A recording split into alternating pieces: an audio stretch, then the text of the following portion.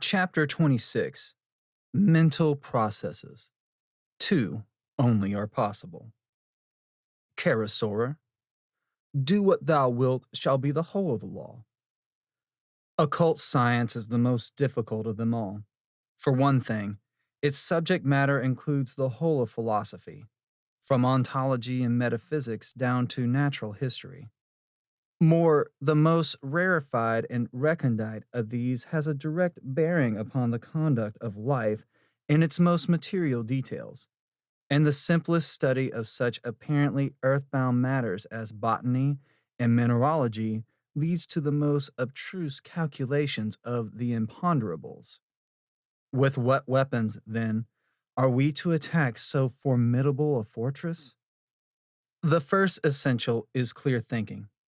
In a previous letter, I have dealt to some extent with this subject, but it is so important that you must forgive me if I return to it, and that at length, from the outset, and in detail. Let us begin by having our own minds clear of all ambiguities, ignoring for the purpose of this argument all metaphysical subtleties. I want to confine it to the outlook of the plain man. What do we do when we think? There are two operations, and only two, possible to thought. However complex a statement may appear, it can always be reduced to a series of one or other of these. If not, it is a sham statement, nonsense masquerading as sense in the cloak of verbiage and verbosity, analysis and synthesis, or subtraction and addition. 1. You can examine A and find that it is composed of B and C. A equals B plus C. 2. You can find out what happens to B when you add C to it. B plus C equals A. As you notice, the two are identical, after all, but the process is different. Example, raise copper oxide to a very high temperature. You obtain metallic copper and oxygen gas. Heat copper in a steam of oxygen, you obtain copper oxide. You can complicate such experiments indefinitely, as when one analyzes coal tar or synthesizes complex products like quinine from its elements. But one can always describe what happens as a series of simple operations, either of the analytical or the synthetic type. I wonder if you remember a delightful passage in Anatole France where he interprets an exalted mystical statement. First, by giving the words their meaning as concrete images, when he gets a magnificent hymn, like a passage from the Rig Veda. Secondly, by digging down to the original meaning, with an effect comical and even a little ribald. I fear I have no idea where to find it. In one of the odds and ends compilations, most likely. So please, look somebody. You won't have wasted your time. This has been put in a sort of text because the first stumbling block to study is that one never has any certainty as to what the author means, or thinks he means, or is trying to persuade one that he means.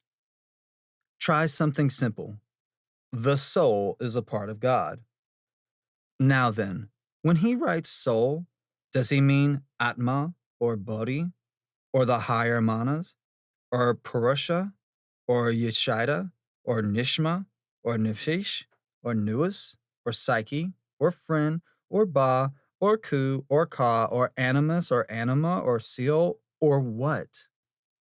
But even this very plain word part, does he mean to imply a quantitative assertion?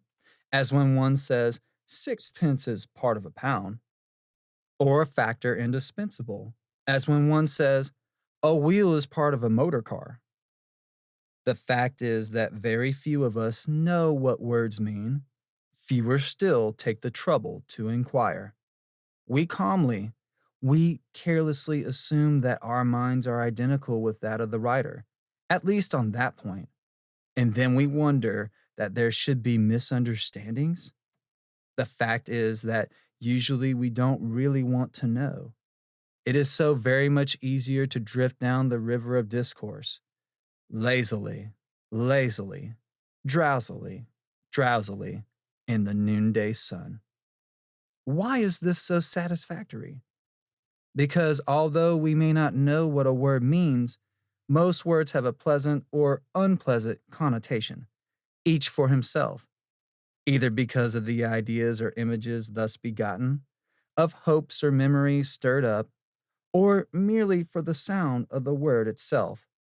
I have gone a month's journey out of my way to visit a town just because I like the sound of the name. Then there are devices, style, rhythm, cadence, rhyme, ornamentation of a thousand kinds.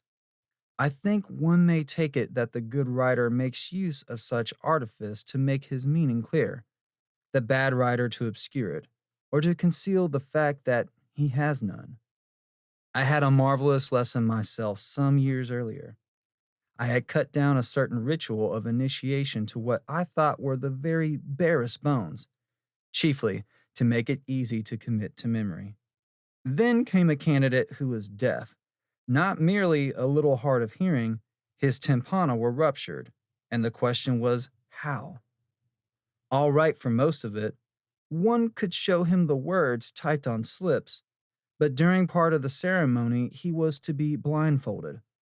One was reduced to the deaf and dumb alphabet devised for such occasions. I am as clumsy and stupid at that as I am at most things, and lazy, infernally lazy, on top of that. Well, when it came to the point, the communication of the words became abominably, intolerably tedious. And then I found that about two-thirds of my absolutely essential ritual was not necessary at all. Love is the law, love under will, fraternally.